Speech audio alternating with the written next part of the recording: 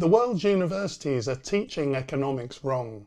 Forget everything you've been told about economics being just maths, equations, graphs, and abstract theories. I'm going to tell you what economics is actually about. I'm not going to talk about GDP growth, inflation rates, or financial markets. Economics is about something much deeper. The most common definition of economics is the study of how societies allocate scarce resources. However, this is only a partial definition. At its core, economics is the study of human relationships, how we connect with each other, how we define what really matters, the values that shape the lives of the communities that we live in. Part of this does involve the question of how resources are distributed. But to start from resources in defining economics, to start with material commodities, the idea of scarcity, the idea of not enough, never enough, this is a flawed foundation on which all of economic theory is based. The problem is that somewhere along the way, economics lost its soul. Somehow economics lost its ethics, its sense of community, its spirituality. It became a cold calculation of profit and loss. The human and spiritual dimensions of economics became obscured. Economics became detached from ethics, from community, from nature. It became a mechanistic discipline, viewing people as self-interested units in a vast system of competition and never-ending consumption. But before capitalism, before neoliberalism, before the industrialized and financialized economic models of today, economies were built on a different foundation, one rooted in reciprocity, in balance, in harmony, even a sense of the sacred. So this is what I'm really interested in. What does it mean to live in harmony with the economy rather than be enslaved by it? What kind of economic system aligns with human flourishing rather than mere profit maximization? Reclaiming the spiritual roots of economics is the magic key to a more just and humane world. University economics courses will teach you about Adam Smith, David Ricardo, Milton Friedman, John Maynard Keynes, even Karl Marx, and they're all fascinating economists. However, long before any of these economists, there were many powerful ideas that have just been cast aside. Ancient civilizations had economies shaped by spiritual values. Indigenous cultures across the world organized their economic lives around reciprocity, gift-giving, and a sense of sacred duty to the land and future generations. Many indigenous and ancient traditions approached wealth not as something to be hoarded, but as a resource to be shared and circulated for the collective good. In various indigenous cultures, including those of North America, wealth was often measured by generosity rather than accumulation. Ceremonies like the potlatch among the indigenous peoples of the Pacific Northwest emphasized giving rather than hoarding, with those who distributed the most being the most respected. Similar values were present in other communal traditions, where wealth was seen as a responsibility rather than a private asset. This stands in stark contrast to today's economic model, where success is often defined by how much one can extract, accumulate, and retain. The most respected people today are those that hoard the most wealth. In many ancient spiritual and philosophical traditions, economic life was understood as part of a greater moral and natural order. In traditions influenced by Hindu and Buddhist thought, wealth was acknowledged as important, but was to be pursued in balance with ethical duty and spiritual fulfillment. In Taoist philosophy, economic activity was seen as something that should align with the natural flow of the universe, rather than being forced into artificial cycles of endless expansion. Across these diverse traditions, a common thread emerges. Wealth is not an end in itself, but a tool to maintain balance, uphold social and ecological harmony, and ensure collective well-being. To focus on wealth alone is to degrade the true experience of human life, of the planetary system in which humans live.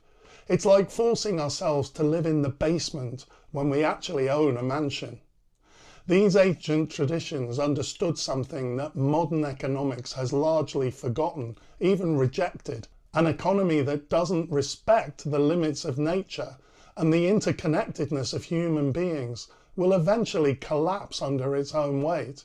I propose that we aim for a more ambitious vision of the economy, one that recognises that prosperity is not just about material wealth, but also about well-being, balance and connection. The shift away from these holistic economic perspectives can be traced to several key historical moments.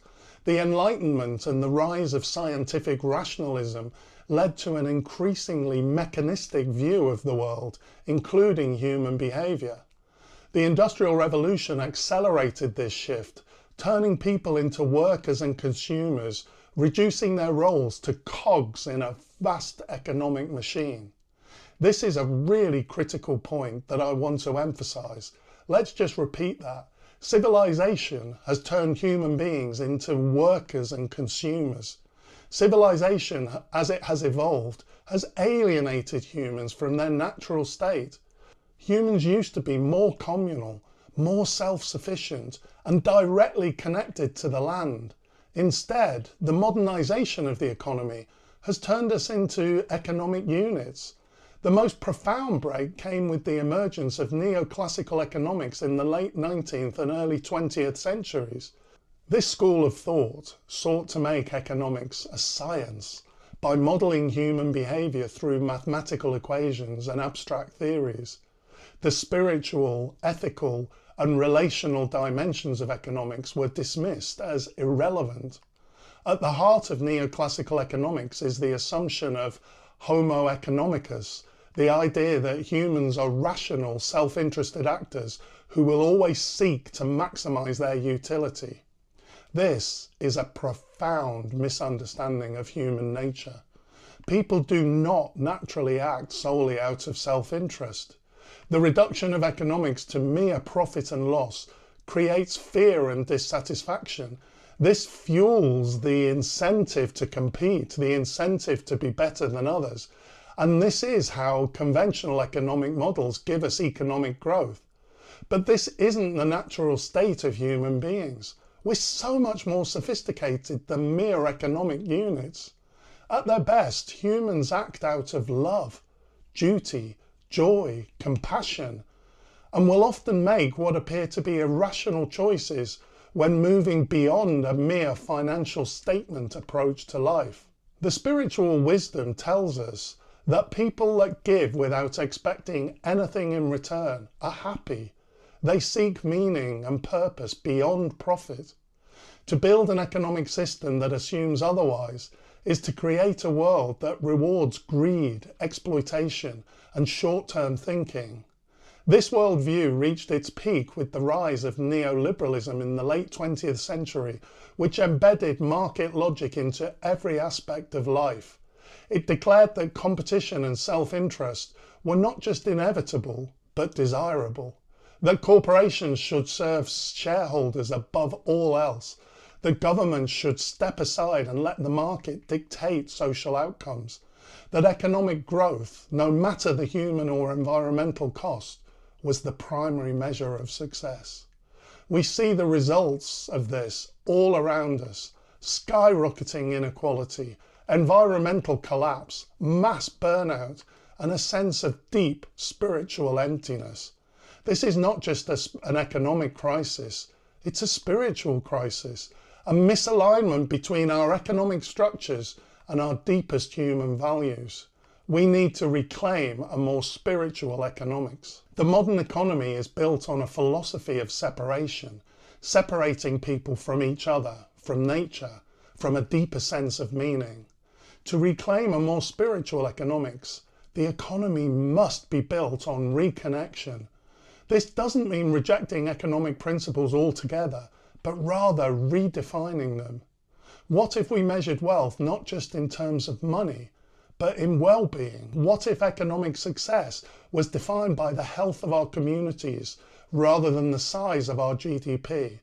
What if we designed systems that nurtured generosity, care and sustainability, rather than extraction and accumulation. Reclaiming a spiritual economics doesn't mean abandoning all aspects of modern economic thought. Markets can be powerful tools, and technological progress can definitely improve lives. But we must shift the foundation on which these systems rest. Economics must serve human flourishing rather than human exploitation. It must recognise that we're not isolated individuals in competition, but interconnected beings in relationship. The starting point for a new economics is very simple. Economics is not just about money. It's about relationships, meaning, and the way we choose to live. This simple shift in perspective is the first step towards reimagining the economy, not as a machine made up of economic units, but as a living system, one that can be healed and transformed through a shifting consciousness. Thanks for watching, and I'll see you next time.